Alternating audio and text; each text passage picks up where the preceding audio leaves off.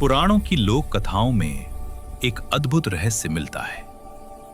असुर नरकासुर, जो असम के प्राचीन राजा माना जाता है, अपनी शक्ति और अहंकार के नशे में डूबा हुआ था। एक दिन वो नीलांचल पर्वत पर स्थित दिव्य कामाख्या धाम पहुंचा, जहां माता कामाख्या स्वयं विराजमान है, शक्ति की सर्वोच्च अभिव्यक्ति। नरकासुर मंदिर में पहुंचा और माता के सामने खड़ा होकर बोला, देवी, आप मेरे समान शक्तिशाली किसी को नहीं पाएंगी। आप मुझसे विवाह करें। माता कामाख्या शांत, सौम्य लेकिन दृढ़ थी। उन्होंने कहा, नरकासुर, ये विवाह संभव नहीं है। देवी की अस्वीकृति सुनते ही नरकासुर का अहंकार उबल पड़ा।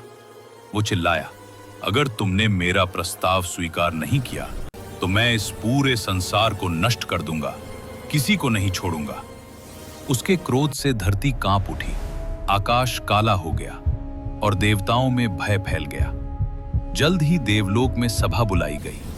इंद्र, सूर्यदेव, विष्णु और ब्रह्मा सभी माता कामाख्या के सामने पहुंचे और विनती की, माता, इस असुर को रोकिए, वो संसार को अनर्थ में डुबो देगा। माता कामाख्या मुस्कुराई, शक्ति का खेल युद्ध से नहीं, बुद्धि से जीता जाता है।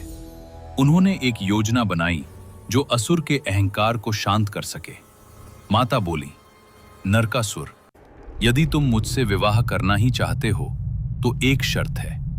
आज रात सूर्योदय से पहले काम रूप से भुवनेश्वरी तक सिर्फ पत्थरों से एक सड़क बनाकर दिखाओ।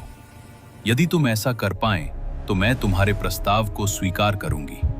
नरकासुर हंस पड़ा, देवी, ये मेरे लिए खेल है, मैं कर दूंगा। और उसी क्षण उसने काम शुरू कर दिया।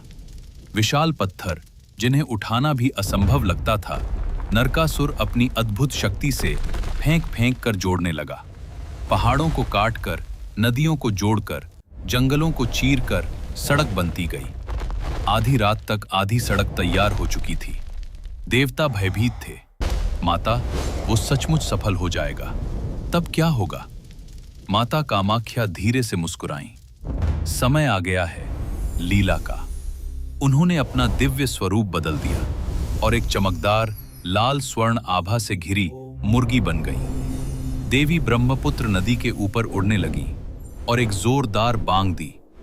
उस बांग के साथ पूरा आकाश सुनहरी रोशनी से भर गया, जैसे सूर्योदय हो रहा हो। असल में वो कृत्रिम भोर थी, देवी की बनाई हुई। नरकासुर ने रोशनी देखी और उसके हाथ रुक गए। उसने आकाश की ओर देखा और बोला, सूर्योदय हो गया, समय खत्म हो गया। और वो थक कर वहीं बैठ गया। सड़क अधूरी रह गई, शर्त पूरी नहीं हुई और विवाह रुक गया। देवताओं ने राहत की सांस ली। आकाश में पुष्प वृष्टि होने लगी। माता कामाख्या ने अपने मौलिक दिव्य रूप में वापसी की और संसार फिर से शांत हो गया। आज भी असम में उस अधूरी सड़क को नरकासुर पथ कहा जाता है। ये कथा सिखाती है, शक्ति बड़ी हो सकती है, पर बुद्धि और समय सबसे बड़े शस्त्र हैं। जय माता कामाख्या।